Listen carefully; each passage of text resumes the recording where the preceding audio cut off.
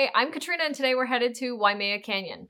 It is going to be a no hiking, driving only day because Tom unfortunately broke his toe, but I still think there's a lot of things that we can see and do while we're up there, and it's just always really nice to be up in the canyon, so I thought you might want to come along. If you don't want to go for a hike or you're really short on time, even from the road, you'll be able to see the island's dramatic geology with rain-carved ridges and deep valleys. Known as the Grand Canyon of the Pacific, Waimea Canyon stretches 14 miles long and more than 3,600 feet deep. Its cliffs glow in reds, greens, and browns carved by millions of years of erosion and the collapse of the ancient volcano that formed Kauai. I remember the first time that I visited Waimea Canyon and I was so impressed with how much you could see in the canyon without that much walking, because you essentially just drive up to a lot of the parking lots for the viewpoints and then just walk a little bit and you can see the whole thing. Even all of the hikes in Waimea Canyon, you start at the top and then hike down and then hike back up, which is something that I wasn't used to because all the hiking I've ever done was up mountains and then back down, not like a drive to the top, hike down, that kind of thing. So you're gonna start in the town of Waimea on Highway 550, which is the main road that climbs the canyon rim. As you gain altitude, it does feel a few degrees cooler and the weather does seem to move quickly. In my experience, the mornings always seem to be a little bit sunnier, and almost every time when I'm up there, the clouds always seem to roll in the afternoons. So if you get the chance to go, I would recommend going early in the morning. Be sure you have enough gas, so there's no gas stops in Waimea Canyon, but there is food at the Kauai Lodge when you're up there. So it's 2025, and there's some partial road closures, so I thought I would tell you where they are, how they affect you, and kind of how you can make the most of your trip, even though there are some road closures to be aware of. When we were up there in August, the first main point was entirely closed for construction, and I think that's going on until December of 2025. So normally if you see a bunch of people stopping, it's definitely worth, thinking about stopping. You can just map it out for later, because our go-to move is to drive all the way to the end to the Kalalau Lookout to see if we can see it, because the clouds always roll in the afternoon. So our plan this morning is to drive all the way into the end and then to make the path back. Just because, you can see the canyon if it's cloudy, but you cannot see the Kalalau Lookout at all if it's cloudy. Okay, so we've just parked at the last lookout, the one that looks over the Nepali coast, and it looks like a really clear day, so we're going to go check it out. It's overlooking the famous Kalalau Valley, which is part of the Nepali coast, and on a clear day, you can see all the way to the ocean, but we have also come up here and just been totally clouded out, so this is why I think it's really important to come at the beginning of your trip, because you have the best odds. And that's kind of before. The clouds always seem to come in the afternoon. They just always roll in, and then all of a sudden you're stuck in a blanket of clouds. So we used to park at the last parking lot and then just hike the last mile to get to the viewpoint at Pahia Trail. But according to the lady that's selling the parking tickets, you're actually not allowed to do any hiking here, and they closed it. Oh, and it actually does look like they've started some construction work. So it has a sign here saying no hiking.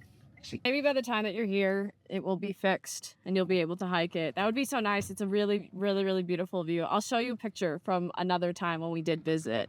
It just is the same view, but a little bit better in my opinion.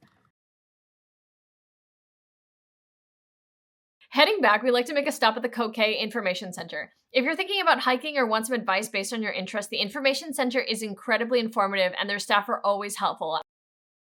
Actually, this last visit that we were up there, we learned about a viewpoint that you could access by car that I had no idea about. So I think it's always worth stopping in and asking, and there's a ton of information in the Information Center about the history of Kauai. You could explore the canyon for weeks, so I think it really depends on how much time you have in Waimea Canyon and how much hiking and exploring you want to do while you're up there. So we were in the Kauai Lodge, and I was just asking some questions, saying our plan was just to cruise around since Tom's got a broken toe.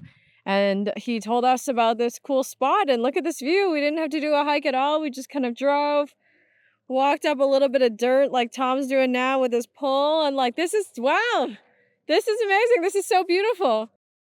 Even though the Waimea Canyon main lookout is closed until the end of 2025, the Pu'u O Hinahina Lookout offers a good angle of the canyon, looking into the side valleys and catching incredible light. We also like to make many stops along the road at a variety of side interests to get a good view.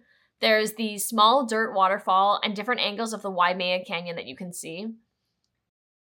So a quick but not exactly a viewpoint is this bunker that we found one day while we were walking here. I just want to show you. We just pulled over to the side of the road And you have to obviously walk through a little bit of grass. A short walk from your car. It's just like 1 minute after parking.